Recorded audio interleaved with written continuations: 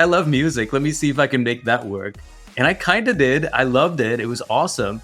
But also I was like, wow, music does not pay as well as I thought it did. What can I do that I already have, some skill set for? And I loved negotiating in college. Like that was one of my favorite classes. My marketing classes I was super into. And I was like, I feel like I'm obsessed with houses anyway. Why don't I do this? And so yeah, I got into real estate, and it was a match made in heaven. It ended up being such a great fit. This is The Agent Goldmine, where you'll find real talk, shit talk, and ambition. We're here to build real businesses and be more than your average agent. We want to know what the killers are actually doing within their businesses, the reality of it. All tactical, no fluff. So we're here to find out. Please share and enjoy. Welcome back to the show. Today we have Peter Hathatua. Peter, thank you so much for joining. I am stoked to hear your story. Thank you so much for having me. Stoked to be here. Dude, Peter, this is really exciting for me because I have known you from afar for I feel like it's been years at this point. And I have sent out a lot of referrals in my day, a lot. And most of them just go to a black hole and they never close unless someone's following up all the time. And I'm just I'm sure I'm just burning money to the wind, except when I send referrals to you. 100% close rate. The client's always super happy. And so I was literally flipping through my phone of who do, Allie and I want to get on this podcast. And I saw your name and I was like, this is the dude. We're having him on. So I actually have some stats. Okay. Peter Hath is out of the Washington, D.C. metro area and has been an agent for 4 years. But it's kind of interesting because most people start part-time and then go full-time agent. But you did a flipperoo here because you are part-time now pursuing your music passion at Master's in Berklee College of Music. So that's really dope. And you've closed a slew of deals and millions of dollars in volume. And I was reading your bio and it's a super interesting story because you're not even from here, the United States, originally. That is true. That is true. I have 3 passports, you guys. Oh my God, dude. Tell us, how did you get here? Tell us your story, your journey. Sure. Yeah. So the reason I have 3 passports is I was born in London, England, and my parents then almost immediately were like, okay, cool. Now we need to move back to Sri Lanka. So I grew up on a tropical island. And then, so I had those 2 passports. And then we moved here to the DC area, probably 15, 16 years now. So I've been here 16 years, which is 14 years longer than most people stay in DC. And we've been out here ever since. And I collected my 3rd passport last year. So very proud of that. Congratulations. Wow. Big move. Thank you. I feel like it's my favorite one. It's the best one. I have to say that. I feel like it's American to say that I love America the most. So yeah, right. Yeah, that is very American to say. I'm curious, what instrument? What's this musical background? Yeah, so I've been playing music, ever since I was a little kid. Guitar is my favorite instrument. That's what I would get hired to do, is play electric guitar, sometimes acoustic guitar. But I also play keys. I play a little bit of drums and emergency bass guitar. If things are bad, I'm playing bass. That's when you know cool. It has gone down. Somebody didn't show up. I don't even know what that means, but very cool. So you started with a music passion. How did you get into real estate? How did that unfold? Yeah. Oh my God. So I was a business major in college, right? And it's this extremely aggressive, Hunger Games with spreadsheets kind of business program that I was in. So I was all I'm going to go to DC and be a consultant. And then I just felt well, okay, I love music. Let me see if I can make that work. And I kind of did. I loved it. It was awesome.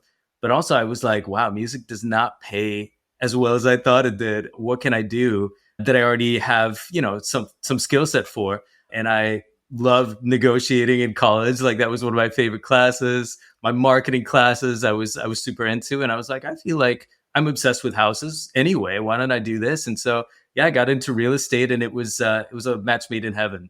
It ended up being such a great fit. How did you generate your first couple of clients? What market, what type of clients were you working with? Yeah. So I started out just doing rental leads, literally from the ground up, whatever rental leads people in my office had. I started at KW and I just like scavenged my way to a first rental transaction. And the fun thing about that is my second rental lead, I actually ended up converting into my second, buy side transaction. So that was how I for real got my start. And then I was just calling expireds. I got my first listing calling expireds. It's not the most fun, but it is effective. And I've since transitioned away from calling expireds and experimenting with other stuff. Has been more the last couple of years, but that's how I got my start. Just classic, tried and true. That's so cool because that takes a lot of follow up to work with renters. Some markets pay. Some markets pay pretty well for renters. Not all markets do, right? So like in our market, you maybe will get $25 and 0 cents to work with a renter. It's not in every market, but out there clearly you do get some money. I want to talk about specifically and being in such a big city. Well, big city compared to Tucson, whatever. Washington, D.C., a lot of people are licensed in like the Maryland area as well as Virginia. When you were first starting out, how far would you travel? Did you get licensed in all three areas? Is there an order of importance that you like working in? Oh, that's an awesome question. I got licensed in Virginia first. I live in Virginia. And I definitely very quickly realized that the people I was talking to, like I could be in DC in like 10 minutes from now. It's so close. We're literally right on the border. I could be in Maryland in like 15, 20 minutes. So it just made sense. And so within like a couple months, I got my license in all three. And actually, my very first transaction was in DC, and it was a condo in Chinatown. And so I feel like the moral of the story is just go where the clients want to go, and it helps to have all three licenses. So I pretty much like went for it right at the start, and I was super glad I did. It paid for itself immediately. And you have you submitted 2 nuggets for our gold mine at theagentgoldmine.com. Just a reminder, you can go there to get them. But one of the nuggets was Condo Docs, what you need to know. So did this very first or this transaction in Chinatown inspire this checklist? How does that, and it looks like a badass checklist. Can you talk us through it? Oh, thank you. Yeah. Well, I mean, yeah, just the idea was that there were so many things. I see a lot of agents these days doing this with video, which is very cool. And that's something I'm actually thinking about doing. But I was like, okay, people are calling me all the time. And that particular client had some questions about, condo docs and stuff like that. And it was like, well, if I just, I'm probably going to get these same questions over and over. Let me just create a resource that I can send out. It builds credibility. It's something the client can always come back to. If they share it with somebody else, it's got my name on it. I was like, let me just see if I can create items of value that I can share. And also that I was like, this is going to be a good way to differentiate if I'm ever like, talking to a new lead that I don't have a warm relationship already. What better way than to just share something of value immediately? So I was thinking about that, and I just, put together a document of the stuff that I was hearing, things that people were curious about. And I did that a few times for a few different things. I always got a good response. So I have a few of those in a folder on my computer, and if the situation comes up, I'm happy to always send those out, and clients seem to like them. This is awesome. I'm looking at this right now, and especially the condo doc at the bottom here. It's 3 pages long, and the bottom has all the questions that people should be asking. What projects are on the 5 to 7 year horizon? Are there any litigations? I won't say all of them because I want people to go and download this for themselves because this is so good. And you should turn this into video. Okay, I will take that. That is so good. I'm like doing a video like series, and I'm just like, I have to come up with topics for the videos for the next like couple months of like my schedule. It's a new thing I'm trying. So this is perfect. I will absolutely do that. Tag us. We'll share it. We'll be on the lookout, Peter, holding you accountable. See, I just sold a condo too. And like, I don't know, I'm sure there's a niche of agents who sell like a bunch of condos, but I think the majority of people do a condo every once in a while. I recently sold a condo, and I wish that I had this ahead of time because I was learning along the way, even as buyer's agents were asking me, they're like, are there any, like assessments coming up on, are they, changing the roof or painting the exterior? What's going to be the cost that my buyer can expect down the road? And I'm like, dude, like if I was on I would have had the forethought to have those answers up front. And so, whether you're working with people now or later, this is a really good document to make sure you're squared away as a potential buyer or listing agent for condos in the future. Yeah, well said. And I feel like, there's condos are so fun, and we have so many condos because we're in like an urban market here in DC, especially, but also lots of parts of Northern Virginia and, Montgomery County, Maryland. And so I feel like I've run into quite a few of these, and like sometimes with huge repercussions, right? I've had clients walk away from deals because of stuff that comes up, when you actually look into the finances of a condo association. And so it's important to have those questions up front and just set their expectations about like, okay, what do I do with this time that the government mandates for me? So anyway, I'm a fan of front loading the information and then letting the client, do their due diligence as well, so that it's not all on the agent. Thank you for listening. Out of respect for your time, we want to make this show as valuable as possible for you. So if you have any feedback on how we can improve, please let us know. DM us at Allie the Agent and The Shelby Show. So are we. Big time. So you mentioned that in the beginning, you started out with Keller Williams, and did you switch brokerages? At what point did you switch? When did you realize it was time, and why? Yeah, I want to answer this in the most honoring way that I can. But I did 2 deals with Keller Williams, and in both times I found myself in like the admin's like room, like trying to understand how my gross commission had become my net commission. And it was a rough day on both of those occasions, because it was like, I was struggling. I needed the cash, and it was like, oh, that cash is not coming to me. So I decided to make a move. Again, no hate for KW, such a great place to start out. So grateful. And I know a lot of agents have built great careers there, but I switched over to another independent brokerage in the area that was more like transaction, just a flat fee model. And at the time, if you did like 3 million or more a year in volume, which I was doing, you could basically just pay a flat fee, and they give you KV core, they give you a bunch of all the stuff that you would expect from like a full service kind of brokerage model. Good broker oversight, decent broker oversight, and it was great. It was Samson Properties. So I hung out there for a while until I got recruited by my current team. But from a bottom line perspective, that was a really good move, and something that I just felt like, it would be helpful to have that cash back, so I could do things for clients, do client events, better post-closing gifts, stuff like that I really wanted to do. What does the current team look like? So you went from Keller Williams to like a flat fee, and now you're on like a legitimate type of team, or what does your current setup look like? I'd say pretty legit, We're a large team. I would say, I think 30-ish agents. So fairly large, pretty traditional. I would say a team in the KW model where there's like a split up front and a cap. The thing that I wanted the most was a little bit of a better brand to associate my personal business with. I had a couple issues with the flat fee guys where they were just going for agent volume. And so a lot of the agents who were coming on board, when I was like representing buyers, especially listing agents, would be like, Samson, again, no hate for Samson. I love Samson.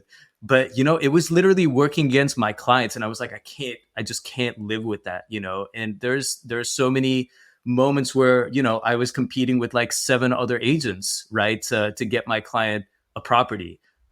10, I think the most has been like 11 or 12, contracts on a single property. But in those situations, you can't afford to have something like that going on. And so that was part of the reason I decided to hop over and go with a brand that was kind of recognized in the area and more fancy. Yeah, dude, totally makes sense. You just said something really cool about competing with, 11 or 12 contracts on a house. And I'm curious because, again, I send you referrals and they just close and you literally pay out every time. It's amazing. But how are you winning when you're competing against so many other contracts? What tips you got? What tips? Oh my gosh. Okay. So I will say a little bit of a humble brag. One thing I'll say at the start is that I've had multiple agents tell me that like, hey, you were easy to work with. And like, we knew that you would have your together and that your client would like, you have your client on lock and you're both ready to do this and make this easy for us. Cause my whole thing coming in is like, I'm putting myself in the listing agent's shoes when I've, listed a property and it's competitive. I want to mitigate risk for my client. Right. And so I'm just trying to make sure that they know that I'm going to make this as easy as possible for you. whatever I need to do, I'm going to do it. And I'm going to make sure that my terms are aggressive and make this as clean of a contract as possible. So that's kind of generic, but I think genuinely, like, you can make a connection with a listing agent that can help your client and be the differentiator. At the end of the day, you've got to write the best terms. You've got to have the firepower to write an offer that, has as few contingencies as possible. But at the same time, at the end of the day, a lot of the time I've gotten a piece of information just because of the relationship with the listing agent, where they're like, hey, just by the way, you're probably going to want to be around these comps, if you want to be competitive. And I'm like, okay, great. Thank you so much. I can take that to my client and just make sure that we come in and get the W. I love this. And I can tell by looking at both of your golden nuggets that you are organized, that I'm sure that you are like Sometimes. training, and sometimes I'm sure that you're like training your clients to like know exactly what's happening now, exactly what they need to do. So aside from making a strong offer in form, when you're talking about, say, representing a buyer right now, and you're reaching out to that listing agent, how else, because you speak very eloquently, it's easy to understand you. I want to know about everything, really, like starting from the first contact with that listing agent. Is it a call? Is it a text? Is it whatever? And then how do you form that email? How do they make, aside from the offer, how else do they say, I knew it was going to be good to work with you? Good question, Allie. Yes. That is a phenomenal question. I think it's all about getting, it's like working with buyers, right? In a way, like, I'm selling to this listing agent, but instead of selling a house to my client, I'm selling my client to the listing agent. So what I'm trying to do is I'm trying to get them on the phone, just like I would with a client. And, I will try and connect with the listing agent the way that I would try and connect with a new client. So share just enough of my story that I differentiated, that they like remember who I am, but also like try and get a feel for what they're looking for. I'm literally trying to help you do what you want to do with this transaction. So yeah, I treat it like I would treat a new client. I'll try and get them on the phone, follow up over text, even ask extra questions just so that I know, hey, what does your client want? Like, do they tell me about, closing timeline, preferred title company?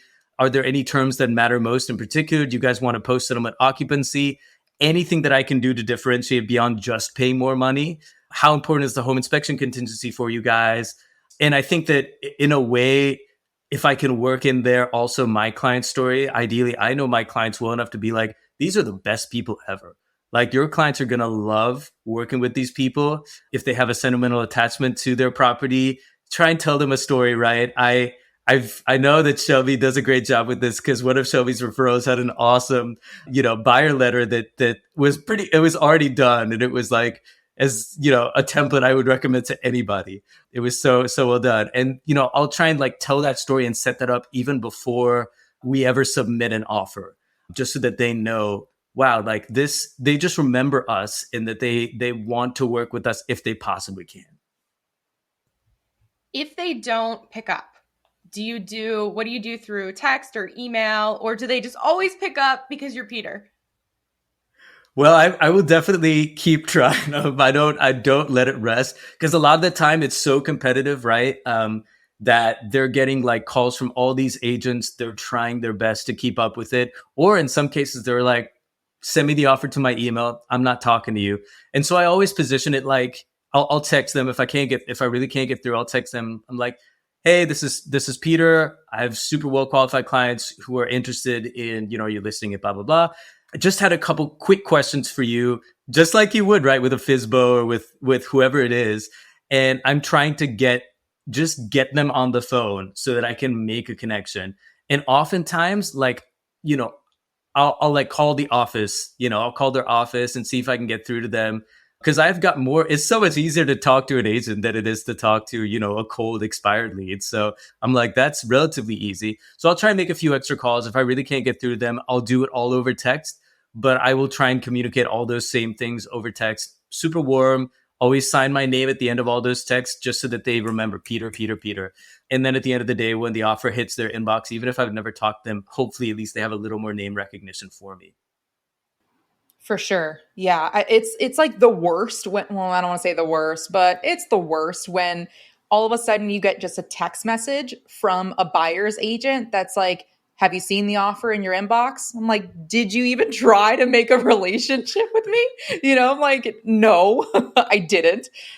I don't know. So the way, and I've seen it on both ends, right? Like as a buyer's agent, as a listing agent, the way that I have an offer presented to me in the inbox, like in the actual offer, says so much about an agent. Do they highlight the key terms, or do I have to go digging to see what the price is? Like it's so simple to make it so easy. Like, as a buyer's agent, what you're writing in the offer, just have the keywords, send them with like a follow-up video text saying, hey, couldn't get a hold of you. It's Allie Garcet. I'm with EXP, not trying to recruit. That's always my line, right? And whenever I call people, like especially strangers, they always think I'm trying to recruit because it's EXP. But I'm like, hey, whatever, it's Allie Garcet. I couldn't get a hold of you, but looking forward to working with you. The offer's in your inbox is gonna be blah, blah, blah. It takes no time to do that, but nobody does that. Anyway, I just went on like a complete ramble. So can I ramble with you just real ramble quick about with me. The other thing? Oh gosh. Okay. So when you get the email, it's so great, like you said, where you break it all out and identify what's in, the documents. But gosh, there's some agents who will just send, like they download it, they don't rename it or anything, and they just like attach the PDF with like it's literally just one giant PDF. And especially if they haven't outlined it in that, you're going to miss something. Like I'm like, there's really important documents in here that probably make or break your offer. And it's just one giant PDF. And I am disliking you from the start. So now my ramble's over. Take it away, one of you. I just want to say, I love the idea of like sending a video message. If I'm an Android person, and so it doesn't work as well for me. But if I had an iPhone, man, I would be sending video messages to everybody because that's so awesome. And it's so quick, right? Yeah, it's super quick. And since you do have an Android, that sucks. You should switch over. But you could also use BombBomb. It does create like an extra layer of friction, but you can see if they even opened it. Good point. Really I have thought about it. Yeah, you should. Before we switch into more of like what your deep dive is, I want to know as an agent that receives referrals, this is a sore subject for me right now because I'm going to go on a little story where just yesterday I thought about this listing that I referred out to someone else here in the area and like not part of our downline. And I let a month go by, like a month, completely my fault, right? Like I let a month go by because she said she got the listing. Yeah, that's my girl. I don't even know this person. I've never met her in my life. And I check in. I'm like, hey, how's it going? And, I haven't heard anything about how this listing is going. You said you got it. And she's like, oh yeah, they ghosted me. And so the client found someone else. And I was like, what do you mean? I check online and it's listed by a completely different brokerage. And I'm like, they reached out to me from Google, like I could have helped save the deal had you come to me, like the last thing that agent told me is, hey, I got it in the bag. I got the listing. We're good to go. And I was kind of just waiting on like like I told her, hey, can you let me know when you're live? Let me know when you're under contract. Just the normal stuff, or what I think is normal. You as a receiving agent of referrals, like from Shelby, and I'm sure from others too, what's your tempo? How do you make sure that you have those relationships and you have them wanting to continue giving you referrals? Because I will never give that agent another referral. Oh my God. Yeah, that is tough. And I feel like, I've sent out referrals that don't work out, but at least like if the person like checks in with me and just lets me know what's going on, like that's awesome. And so I try. I mean, from the jump, I'm like, let me respond quickly. I think that's important. Like time is of the essence. And like this person just reached out to somebody else. I'm going to be talking, to them for the first time. So I'm just trying to be prompt and then just circle back with the agent at every kind of significant event. If I don't want to be a pain, but also it's like, if Shelby sends me somebody, like she cares about them, she wants to know. I'm like, this is a family deal. So I would want for her to be involved.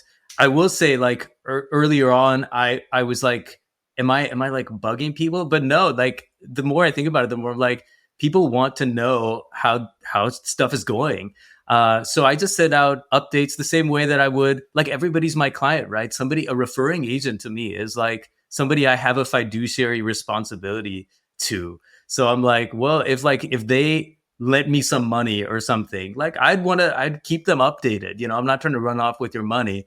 And it's the same kind of mindset of like, this person has done a cool thing for me. They've trusted me with somebody that they care about. I know not everybody's like, you know, your super close friend that you send, but I treat it that way. You know, if you sent me your mom and your brother for, you know, a referral, like that's a huge like level of trust. And I don't take that lightly. And so I try and just communicate and treat it like, you know, we are literally working the deal together as much as possible. Yeah, it's almost as if agents don't always realize that like it's Shelby's money on the line, you know, like of course Yes. she wants to know what the heck is going on, you know. So I don't know. Like I have other agents that reach out to me every single Friday when there is no update. Hey, Allie, I called her twice. There was no update. I'm always going to go to Lisa Quinn out in Lake Havasu. Like, you know, like I will always go to her because she's so communicative. So anyway, my rant is over. I want to go into your deep dive.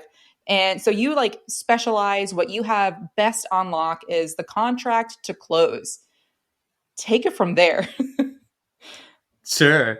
I know it's not the sexiest part of real estate, I think. But for me it's been the place where I've been able to differentiate the most with clients. And that's kind of why I picked it. There's definitely areas where I'm like, you know, okay, like this is everything's a fundamental, right? All these are they're the pillars for a reason. But this is a place where maybe things are at their most vulnerable. And I've noticed that a lot of agents, especially the agents I work with when I first got into the business who were, you know, bigger than me on at our brokerage, that was the point where they kind of disengage. And, you know, if you've got a good transaction coordinator, that's a safe place to disengage. But for me, actually, those are some of the moments where I feel like I have the most significant face time with clients, in large part because I think that's the moment where the initial excitement is worn off a little bit, right? And so from the place of like, oh my God, I'm so excited. I'm buying my new house, or like, okay, my property's, you know, under contract, that, you know, I'm finally can like move and like go to my new spot. The the mode then shifts from excitement to like, oh crap, here are all the things that could go wrong. I've got a bunch of things on my to-do list, all that stuff. And that is, I think, a really, really amazing moment to kind of be present with clients. And what I try to do is actually do extra check-ins once the property is under contract, just to make sure that things are going smoothly. Because for the first time, maybe there's a lot of other people involved. And I recently had an experience with a client where, you know, I was working with a lender for a first time, and they were not doing a great job of communicating with them. And it was stressful for the client because they were like, what is happening? Do we have to move closing back? It was a rough time. And just being able to kind of be there in it with them, I think actually allowed that kind of stressful moment to strengthen our relationship and potential referrals down the road, versus like, oh my God, that was a bad experience. So the contract to close, super strategic. And then at closing, what I've realized is like, a lot of agents will do a closing gift or something like that. And I'm like, this is the perfect opportunity to get more referrals, right? So early on, I read this book called like Selling to the Affluent. And like one of the things was like, how could you create buzz with your clients where your clients are literally marketing you and they become your marketing machine?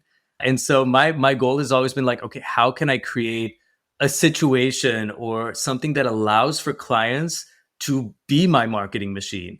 And I've like, closing is the perfect time for that. And what I've started doing is just personalized gifts, nothing crazy expensive. I know people will buy home warranties. I used to do that.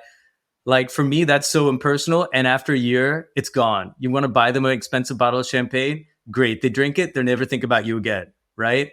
What can I give them that they will keep and that they will want to show their friends and talk to their friends about, so that I come up with their friends and with their social network? And so most, you know, I will do, it depends on the client. There's sometimes, if I can, I'll get weird, because the weirder the better. So like, you know, I've probably the weirdest one is someone that Shelby doesn't know really well. Can I guess? Got them. You can guess, please. An OnlyFans subscription. Wow. I mean, I have not gone that far yet. Evergreen. They'll always be thinking about you. Allie. I don't know if that's the exact association that I want, but I have I have Okay, gotten what is it? clients like a 6 month subscription to like BarkBox. They're super into their dogs. They love their dogs. And I was like, let me do that. But more recently, what I've done is like custom art, you guys. And I think that that is a really fun thing to do. Something that like literally has them and their house in it, both. That's what I've started doing is my closing gift. So I'll take the pictures from the listing. And I have weirder ones. Like I had like people's like dogs. I just got pictures. I got them to send me pictures of their dogs. Didn't tell them why, and they trusted me enough to do that. And then I had them, these custom made portraits of the dog, with like the Regency like attire. And like it looks like the dog is a nobleman. And I just gave them that as their closing present and they loved it. And really you got to know your client. But for most clients, I will do a portrait, like a hand painted like portrait of their house with like them, their family in front of it. I don't have any branding on it because I want this to be like something that they literally keep and think about me, not because of my branding on it, but because of what it is. But, ideally the client hangs that up somewhere where they're going to be having guests all the time and people will remark on it. And if it's cool enough, you're the subject of conversation. You're going to come up, oh, our realtor gave us that. And so for Yeah. me, like that closing and post closing time, I'll get the reviews for sure. But then if I want the referrals, I want them to remember me and having something in their home that's not just like, Cutco knives, which are great, or like something else that's branded, for their refrigerator. This is something that's a little bit more elevated than that. And I think that it actually has a way better buzz creation effect than a lot of the stuff that, we'll traditionally see realtors doing. Yo, real quick, this podcast is not free. Cost of admission is sharing with a buddy who'd benefit or throwing it on your Instagram story. Tag us, we'll reshare that shit. I love this so much, and I have tried this and I couldn't get it to work, specifically with the timeline, because I didn't want to order it and then the transaction fall apart. But then also once you order it, once first of all, you never really know until like the day before closing. And even then, you could just waste your money. But then you order something and then it takes forever. So how did you fix the timeline? When do you order it? And That what is company? a great question. Yeah, no, I have a company on Etsy. She's like a single artist, I guess. Like she's not a company, and she turns it around super quick. I can do rush if I want, but guys, actually what I've started doing, because you're right, it is challenging, especially like 30-day average closing in our area. Like, 2 weeks out, I haven't even gotten past my financing contingency yet a lot of the time. So things could go wrong for sure. A lot of the time, Condo Docs or HOA docs haven't come in by that point. So what I started doing is I will tell them, and it's perfect because I get to do more touches, right? I will tell them, hey, I've got a gift plan for you guys.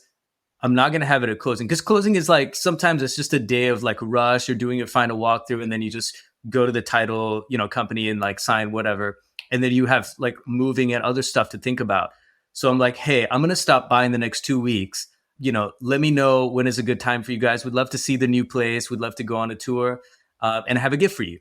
And it's the perfect opportunity to kind of like reconnect after closing, handwritten note with it, right? Hey, I love working with you. Genuinely, it's been such a pleasure. And it gets me, another couple of touches in there. So I don't give the gift on closing day. I let them know it's coming. And then I will, 2-3 weeks afterward, as soon as they're ready, I'll stop by, touch base, hang out for a little bit, ideally, talk about the future and have that be its own moment, which I think is more memorable anyway, most of the time. Peter, you are killing me. This is so good. Like, I want you to be my agent. Guilty. When getting in the business and go, it's hard for me to be really good about those like slow moments, those magical moments, going over and dropping off a gift and getting the tour and all of that stuff. So like listening to you, like I would love for you to be my agent. But I have a question. You said something about it's a perfect opportunity for more touches, which made me think about, intentionally touching these people X amount of time, whatever. So are your touches like in a system that you hit go after contract to close and it reminds you on the appropriate days? Or like, how do you, or you just remember what do your touches look like, Peter? Yeah, I mean, I do have a post-closing checklist, which is in Google Docs, and it's just like a regular kind of I do these things. But it's funny you're talking about that because I have been thinking about, putting a smart plan into Follow Up Boss for post closing. And it's just on my list of like not urgent, but I will do that soon.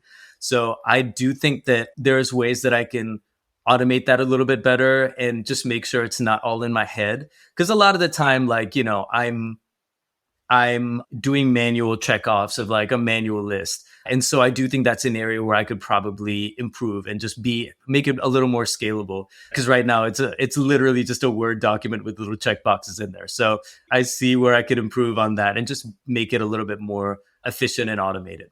Yeah. I want to touch further on Etsy. What do you mean when you say you have like a single artist? How did you find that? I experimented. I mean, I Googled like where I could get a custom like house portrait done. And I'm sure other people are kind of doing this, but then I wanted to make sure that I could also have the clients kind of visually represented in there in a way that's kind of tasteful, that they enjoy. And I have clients, literally raving about this one woman compared to other clients where, I've given them the thing and they're like, oh, that's kind of cool, but they weren't as excited. And I'm like, okay, like clearly this is a vibe that they like. And so I just kind of committed to that one provider. There's a few people out there who do it, but I committed to that. And I know exactly when I'm going to get stuff. I know how we have a process of like, I'll just send her the images. I'll send her if I want, a little inscription at the bottom. And so it's quick and easy. So as soon as I can commit to something and like not have to think about it and make a decision again, I'm like, let me do that. Because, making decisions costs time and energy. So you mentioned Follow Up Boss. What other systems do you use? Yeah, so Follow Up Boss is a big part of it. We are on, everything is in tasks for me in Follow Up Boss. And then just Dot Loop for contract management. More recently, our brokerage transitioned, or our team transitioned brokerages. So we are now with a company called Real, and they have their own kind of thing online where you do all your transaction management their way. And so our team just like has a transaction coordinator that does all of the stuff that has to do with them. So all I do is just contracts and file all my documents in Dot Loop. In terms of staying on top, I mean, everything is lead generation, right? And just like follow up. So a lot of my life is lived in Follow Up Boss. My email's integrated. I have texts from Follow Up Boss that I'll send out. And it's all kind of like happening from one place as much as possible. However, I am just about to transition potentially to Chime. I don't know how much you guys have experimented with Chime or if either of you are on it, but it is because I have like, a website and I have like a blog and I have like social media and I have like my CRM. And what they're telling me is that, and what I'm finding is that Chime can do all of those things. So while I'm still using Follow Up Boss, I am planning to go to Chime for some automation, for some AI kind of like follow up stuff that would be better at following up than I am, better than the smart plans that I have set up in Follow Up Boss. Currently Follow Up Boss, but thinking about Chime pretty hard. And it seems like that would be easier to integrate with like online funnels and like ads and stuff like that I run. So I think that would be the move for the future coming up here. Yeah. So it seems like you run a pretty lean business, right? Like, so you're paying for Follow Up Boss. You're going to be paying for Chime instead. You pay for Dot Loop. Is there like overall, what does your overhead look like? My overhead is tiny. My overhead is like 10, 15%. Part of the reason I'm like running my business this way is because, I'm not necessarily focused on scaling. I'm focused on doing a certain amount of business every year so that I can also do these other things that I care about. So it's a very different mindset, I know, than like if I was trying to do a certain number of, if I was trying to set myself up for life. This is sort of it's a different kind of mindset. So that being said, part of the reason I joined a team was like I was, footing the bill for all of those things myself. And actually in our team structure, most of those things are paid for by the team. Team pays for Dot Loop, team pays for Follow Up Boss. I pay them whenever I sell a house, which, hurts a little bit, but at the same time, my carrying costs are very low. My ongoing kind of fixed costs are very, very low. So I'm probably running like 85, 90% margins at this point, right? Everything that comes in pretty much is almost all bottom line. The only things that I'm going to be paying for in the future is just video creation and content creation, which I think is Everything we talked about with like the post-closing mindset of like creating moments and creating buzz, I was like, how can I apply that to lead generation and to the marketing side of the business?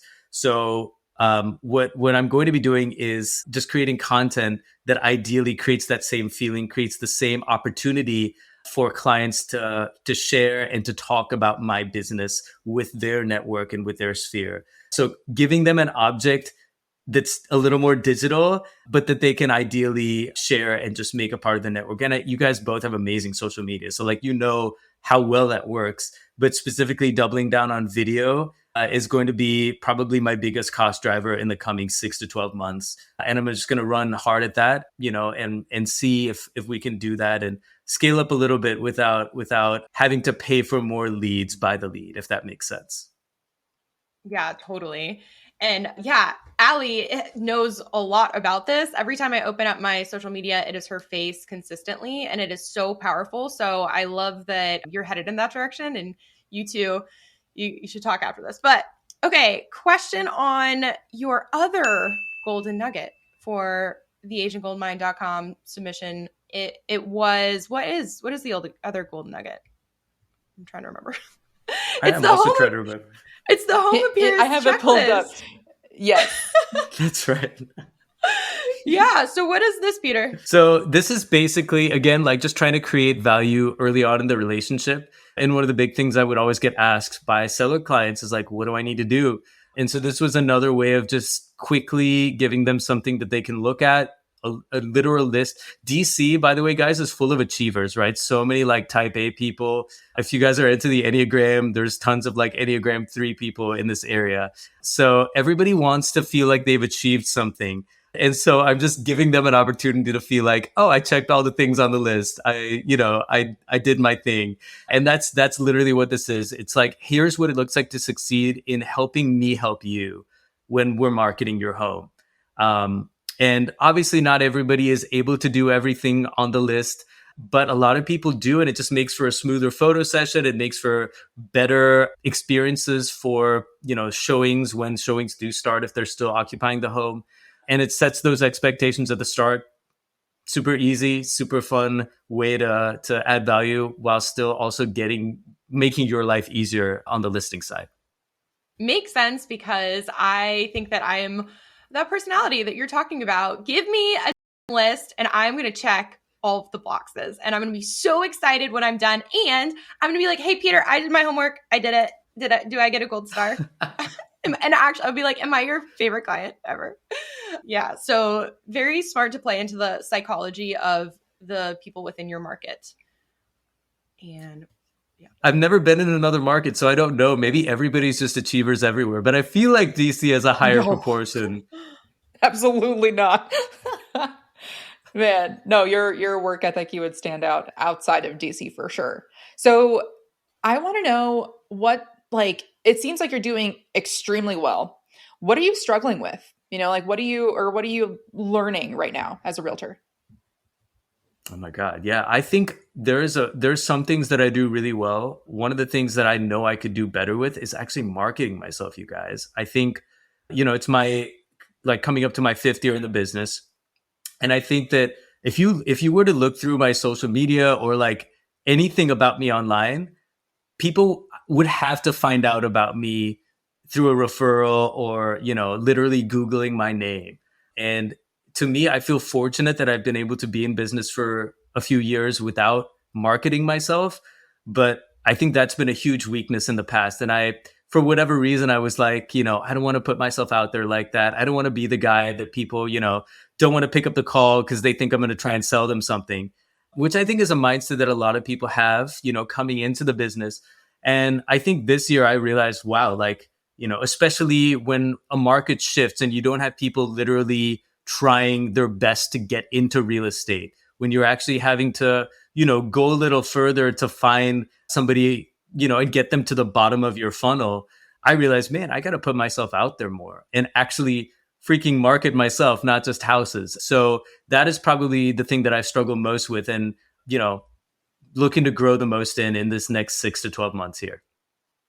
With again, the way that you speak, you're going to kill it once you really start putting yourself on video. And like on YouTube, dude, I'm throwing a lot at you. I feel a little bit at a time, I but you're want gonna to take it. kill Yes. it. Yeah. Oh, that's awesome. With YouTube, like what kind of stuff do you feel like, because you've experimented, obviously, if you were wanting to save yourself time, like what niche do you think you would focus in terms of like building from scratch with a platform like YouTube? Okay, so I'll back up even a little bit further. Like out of all the social media platforms, I had originally focused so much on Instagram, and I wish I didn't. I don't want to say waste my time, but I wish I didn't waste my time on that.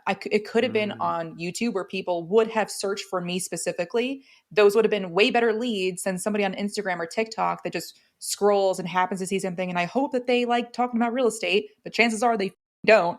But with YouTube, they found you for a reason. So, like Peter living in DC or Peter in like the NCR region, that would kill. Oh man. Yeah. So, I found so much more like a quicker conversion rate with just the few videos that I posted on YouTube than I did with Instagram. Instagram was so much more work. YouTube is a lot less work, and the conversion's better. Gotta get on And YouTube. that's like what Ali was saying. It's like, so if someone is going to search for something, obviously, they go to Google, right?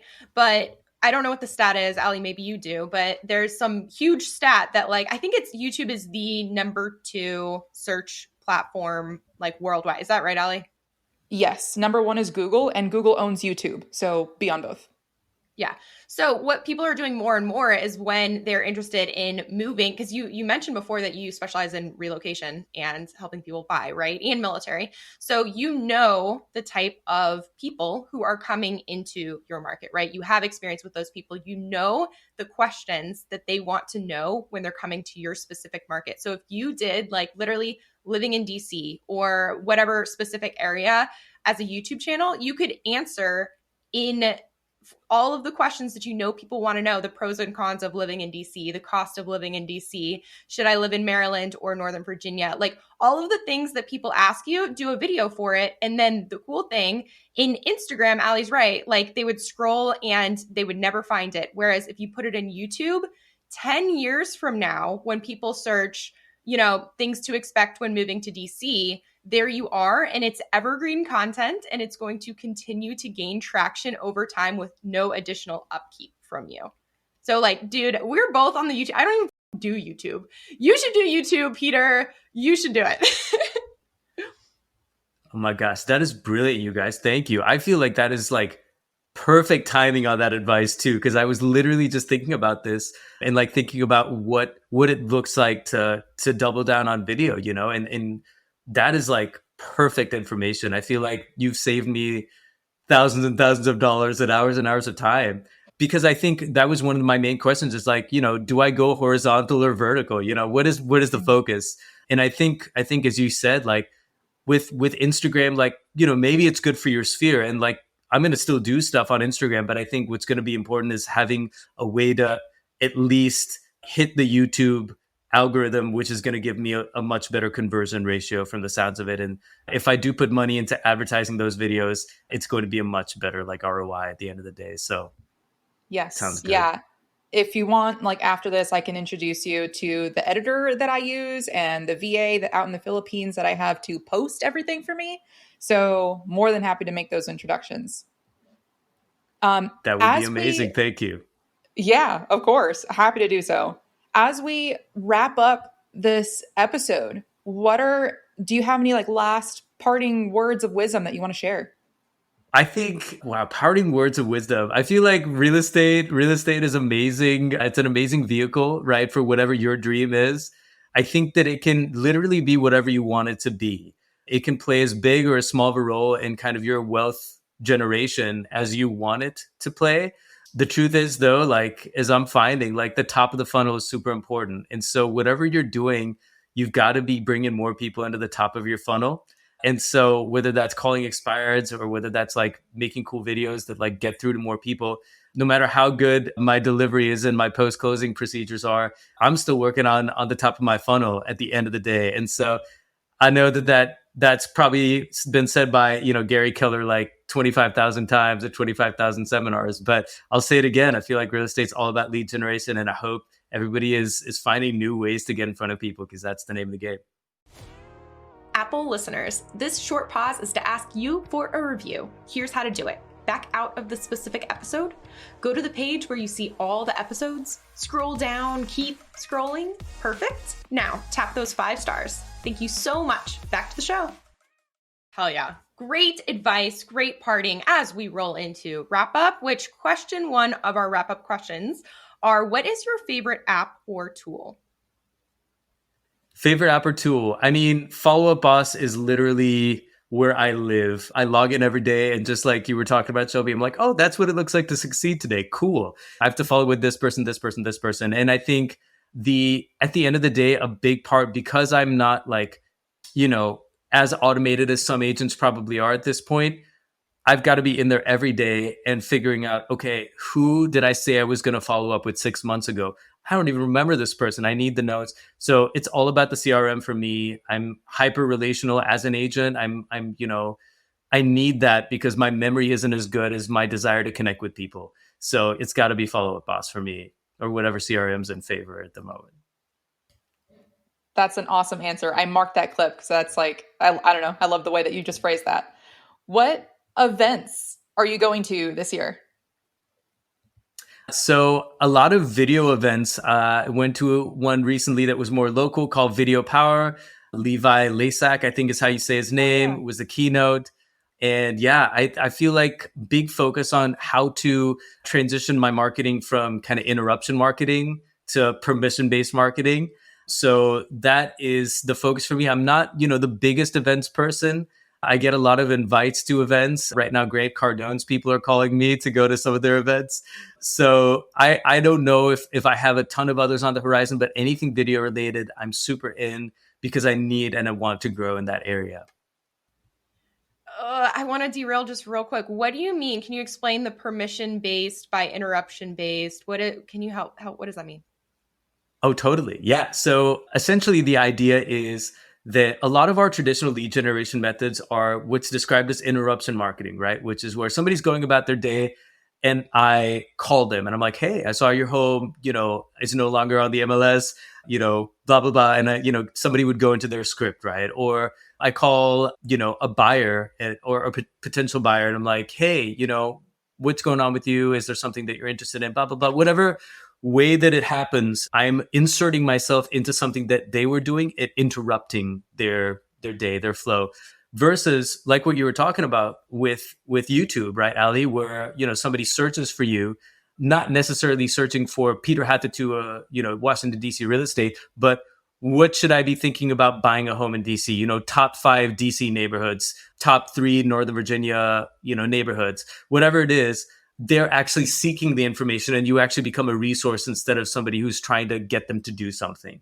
So that's the whole idea of permission-based marketing, where in exchange for value, you're getting to be in front of a person, collect their contact information ideally, and make a connection on their terms instead of when you decided to lead generate that day.